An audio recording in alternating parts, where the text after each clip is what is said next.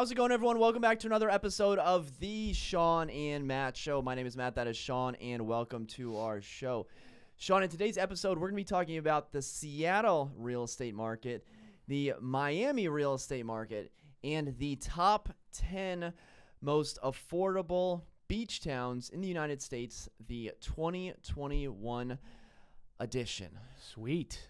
Maybe we'll get some guessing on that one. Maybe we'll just fire down the list. But what I want to start with is the Seattle real estate market. An article from Inman.com came out that said 580 houses, almost 600 houses, have sold this year for $300,000 over asking price. I'm going to say that again. Since January 2021, this is about a 6-month period, there have been 580 houses that have sold for at least $300,000 over the asking price. Shawn, there's a lot of markets in the United States where houses sell for under $300,000, and that's the differential between the asking price and the sold price. That's insane. That is insane. Amazing. I wonder what is driving this. And I mean, I know, Seattle. Have you been to Seattle? I've never been. Have you? Google, Microsoft. I don't know if Salesforce is up there, but it's all the tech. They have stupid money. Seattle's beautiful. Bellevue, so it's all the Kirkland. tech money. It's all the tech money. There's Teslas. There's Audi A4s driving around everywhere. Seattle's beautiful. When were you there? In August. I was in 2019 August, kind of around Labor Day. It's amazing that it's still fueling it, right? And I guess it's just the money that the tech is bringing in that is fueling this. It's not the fact that, hey, they're driving more people in. Maybe that's the reason too. But the fact that there's so much money involved in that tech industry there, and that bodes good for us, I think, in the future, because we like we all know, we have Amazon here, and we also have Microsoft that's moving into Roslyn. So I mean, keep coming, baby. Let's get those prices. Seattle actually has Amazon. They have Microsoft. They have Google, and they have Facebook. So between those 4 employers, I mean, that's what you're starting with. That is amazing. $300,000, guys. So what does it say what the average sales price is? Yeah, the trend pushed the city's median home price to a record $737,000, basically $738,000, up 26%. That's crazy compared to last year. Now, Arlington's average is usually in the 600s, so it's not that far behind. But what I also found interesting, I'm going to pull it up here in the article, is compared to last year, it says there were only 16 houses that sold for above $300,000. Only over the asking price. That's only insane. Only 16 houses sold for $300,000 or more over the asking. That alone is that's a 16. That's a very high number. But then you think about 580 houses over $300,000 over the asking price. I can't even wrap my head around that. I can't either. There's 500 people that are, and think about how many people have lost those offers that have $300,000 above what they're going after. That's just ridiculous. I mean, think about buying a $700,000. Oh, I'm going to buy in the $700,000s, and we're going to pay $1 million for it. But right. I mean, that, and I'll tell you that's what's happening to a lot of people in our area. We're seeing huge price, differences from listing price to what it actually settles for, but it's not $300,000. Now, I wonder how many in our market actually went up that high. I can guarantee you there are some. Me personally, I have bid $150,000 over asking and lost, so I know it went about $180,000 to $200,000 above. But I'd be interested to see where that lies in our market. But we're seeing this all around, and Seattle is just one of those hyper crazy markets because they've got the money. And like we were talking about before, is the stocks have gone up so much. So anybody that had money in the stocks, now they've gone up a ton. So it's almost like free money. And so they're saying, well, I got this money. It fell in my lap because the stocks have gone up so much. Well, I'll just use it and throw it on this because what do I got? I don't have anything to lose at this point, right?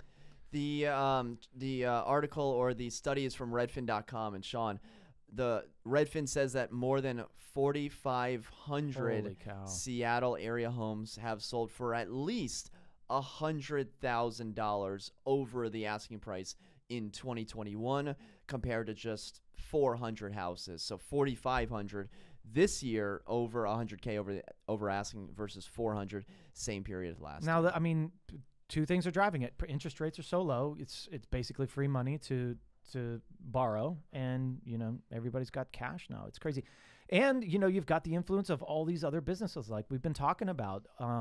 There's just so much more competition. I wonder how many more homes have sold this year than last year.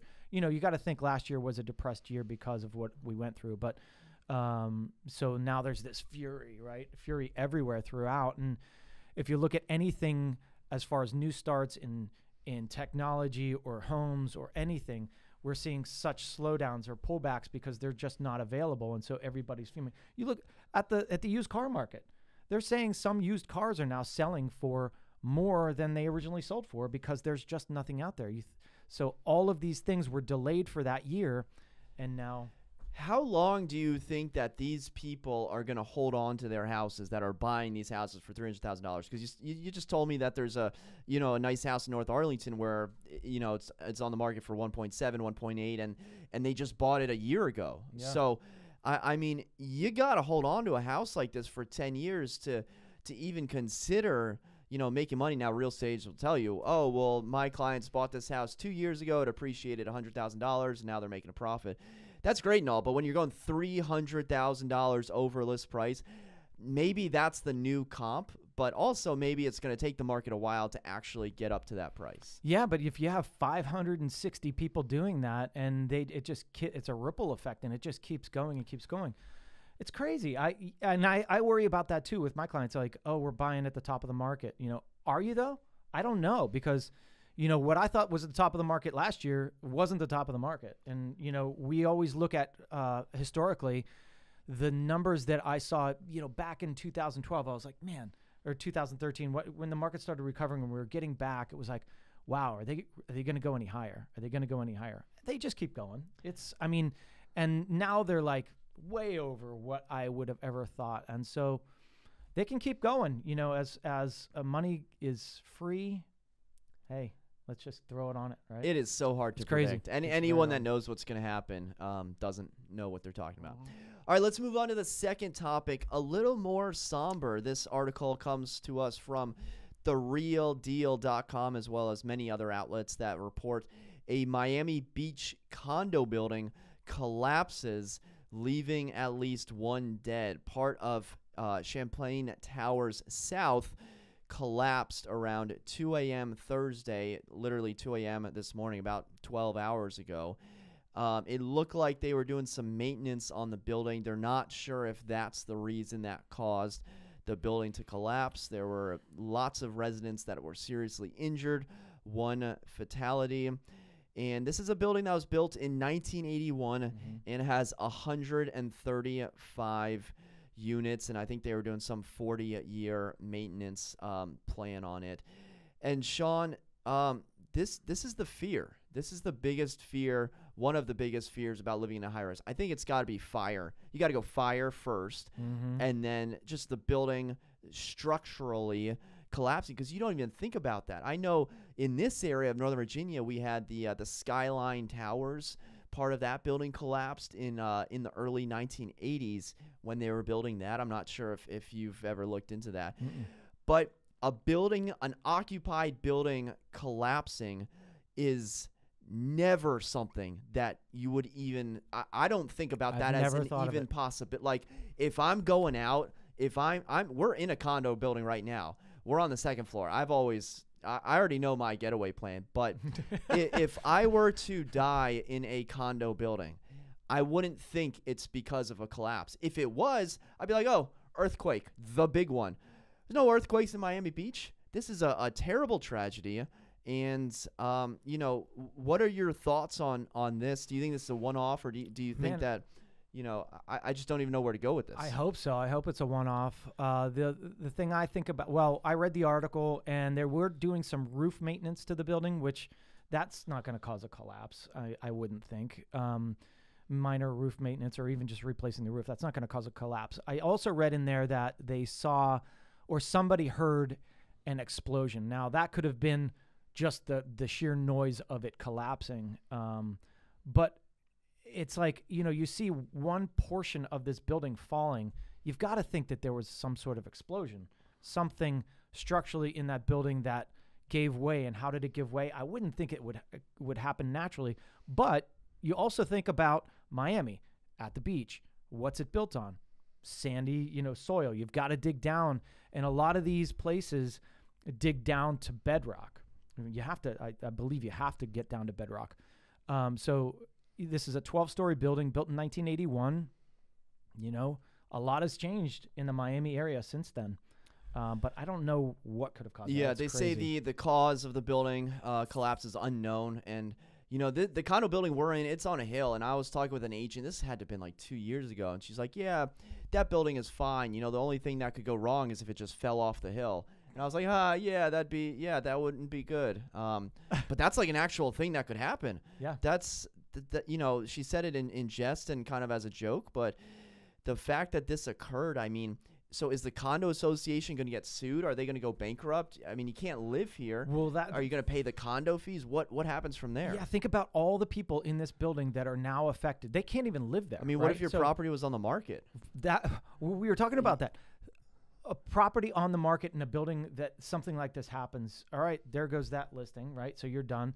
But what else could happen to these kind of buildings where it just totally screws up your listing, right? And I've seen it happen to buildings around here where you have a sprinkler system that fails and it floods all of these units. It now has this negative thing towards the unit to the building, that a fear, right? And people don't want to buy in a building like that. Or I've had some where they're doing elevator maintenance, and that's, I guess, how many times do we ride up and down an elevator every day? I mean, we do it all the time because that's our market, is a lot of condos. So we're constantly going up and down. I don't really think about it, but when you start thinking about it, you're like, okay, yeah, that could happen. But what else could cause these deficiencies in buildings and, cause your value to go down? And now these people that had, it said there were a couple places on the market, 2-bedroom, 2 baths. They're selling between $600,000 and $700,000. They're not going anywhere. What if you bought a house already and you thought it was going to sell quickly, and now you're screwed, right? You have to carry 2 mortgages. What's insurance going to do? There's so many questions on this. Can insurance just buy it for $600,000? Is that how it works? Do you file a claim? Because it's not like you file a claim because you had a leaky faucet and the floor got damaged. You filed a claim because your $600,000 property is now worth zippy. 0. Yeah, I don't know. This is catastrophic in insurance, and I mean, I've gone through insurance claims before, pretty big ones. But I also have a friend that works for Erie Insurance, and he's like, I told him what my claim was. He's like, that's nothing. These insurance companies have billions in their I coffers. love Erie. I use Erie. Yeah, And you said Erie's great. They did that big fire. They did the big fire down here in Alexandria. Yeah, Yeah. About a year and a half ago. Yeah. There was the biggest fire I've ever seen in Alexandria, and he was the claims adjuster on that. And he was like, yeah, this is a big deal. This is a big one. But he's so $100,000, $200,000 on my side, that's nothing. Yeah, that's their threshold for like, okay, this is serious. This is big. Like your house being, whatever. Flooded or whatever. That's nothing. Yeah. This will be a story to watch. So, I think we'll probably do a follow-up episode to see what ends up happening with this. It's tragic, and I feel for all those people for sure. Definitely. Well, let's lighten the mood and finish off with the top 10 most affordable beach towns for home buyers in 2021. Now we're talking. This is my speed. There's a handful of people that I know that have literally bought properties in Florida, or even moved from Arlington to Florida in the past year, in the past 6 months. Talked to a guy in the hall. He's got a suitcase and like a Panama hat on. I'm like, taking a trip? He's like, yeah, going to Florida. I'm like, awesome. And he goes, right place, wrong time. It's getting a little hot down there, but expensive. Still not complaining about Florida. So let's take a look at the top 10 most affordable beach towns for home buyers in 2021. Shawn, do you want to take a guess at any of these? I'll give you a hint. They're all on the East Coast except for one. Yeah, I'm going to say, just because I have a buddy that moved down there, maybe somewhere in the Pensacola, Florida area. So it's more on the Panhandle, up on the, There is Grand Isle in Louisiana comes in, 9th place. I would call it Well, it's in Louisiana, so it's not the Panhandle, but you just keep going. Keep going to the left there. Just keep going. So let's start with the 10. 10 is actually in Massachusetts, and there's Wow. I was looking up some random Princetown. I was looking up Princetown, Massachusetts, because a parking spot was for sale in this random town, Princetown. It's outside of Boston, if you will. Parking spots for sale for $175,000. That's crazy. One parking spot. It's reserved outdoor parking spot. Yeah, on like a gravel. Outdoor. Yeah. my So God. lots of things. So the beach, and it was in a beach town. So lots of things are happening in beach towns in New England, which I know very little about. But number 10 is a beach town in Massachusetts, Dennisport, Massachusetts. Median home sales price $475. Numero 9 is the Grand Isle, Louisiana, and then 8 is I should have practiced how to say these towns. Matagorda, before. Texas. I'll take that one. Thank you. Matagorda, Texas. Matagorda coming in at $399. You could just find these random, polka dot towns, on the water that So people always ask me, like, Shawn, do you watch real estate shows? I'm like, God, no, I can't watch real estate shows at all because I do this every day. I don't want to watch some other agent talking to a camera, but beach town stuff I can watch all day. I mean, anything, because learning about the beach towns, that's my dream. I really want to be by the water. I want to have something there. So of course I'm going to watch that. So number 7 is actually in the state of Washington.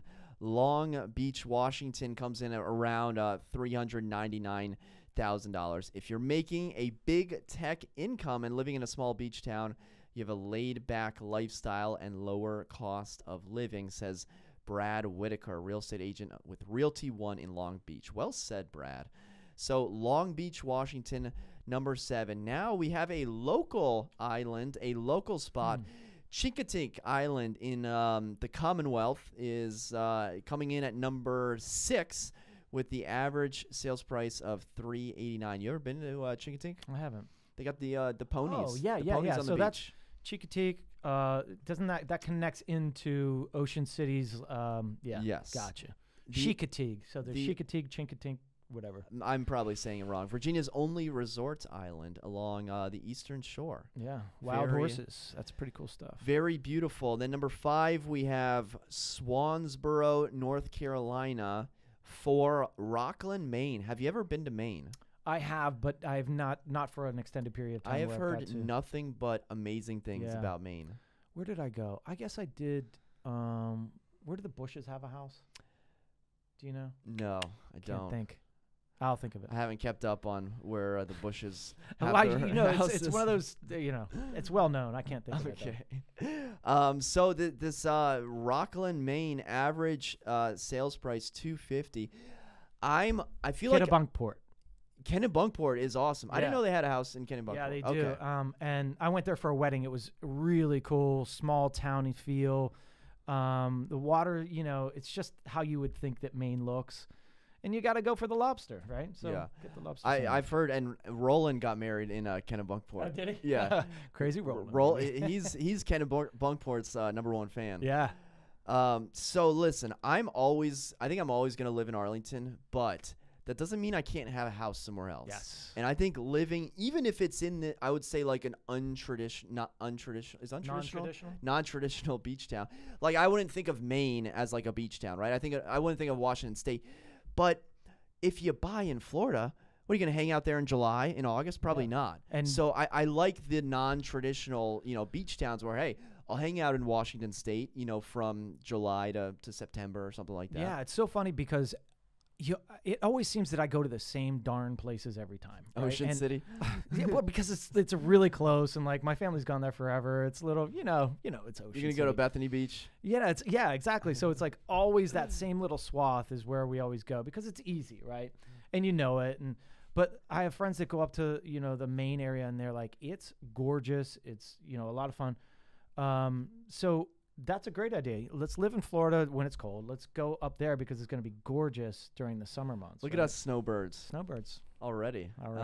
I'm not a fan of cold weather, man. Here we go. I can deal with it for a little bit, but then Yeah. no thanks. Number 3, speaking of snowbirds, Daytona Beach, median Really? home list price $239. What? This waterfront condo is available for $159. Sean, let's just pay all cash and Let's forget go do about it. Split it halfsies. Let's do it. Be our own little timeshare. Number 2, Myrtle Beach. I was just in Myrtle Beach a few weeks ago. I haven't been in Myrtle Beach in years. I've only been there once or twice, and that was like in my teens and 20s, you know? So I looked at some of the real estate prices, but without even reading this article, I would have guessed that Myrtle Beach is on the cheap side because they have a lot of cheap-looking real estate. Yeah. You know, our boy Fenderbosh is from Myrtle Beach. His mom is actually a real estate agent She down there. crushes it down there. But yeah, you can get a nice property down there on the cheap. Median home sales price $237. Oh my God. That's number 2. Number 1 is AC, Atlantic City. Me, right? But median home list price $145. Wow. Do you remember when? Well, you probably don't, but Atlantic City was huge. It was popping in like the 90s, yeah, right? It was huge. I mean, we had the boardwalk and the casinos and everything was popping, and then that all changed. That was back when like Trump like hotels were good, or like when that one was like primo, and now it's been torn down. Yep. Let's see. Home prices in the AC area jumped 34% in the first quarter of 2021. I think they're experiencing a resurgence now. They got nowhere to go but up. Exactly. I mean, I can't believe they're that low, but everybody was moving out of New York, and hey, New Jersey's really close, you know? Boom. My only experience with AC is I went to visit a buddy in Bradley Beach in northern New Jersey, then drove down on the way back to Virginia, stopped at a casino, won about $60 on roulette, went to the steakhouse, and just got a free dinner. It was amazing. That's Gamble, win money, eat steak for free. My only experience with Atlantic City, New Jersey, I went when I was younger, and I think there was like some sort of steakhouse or like a sub shop or something that Bill Cosby was like, oh, Bill Cosby went here or something like that.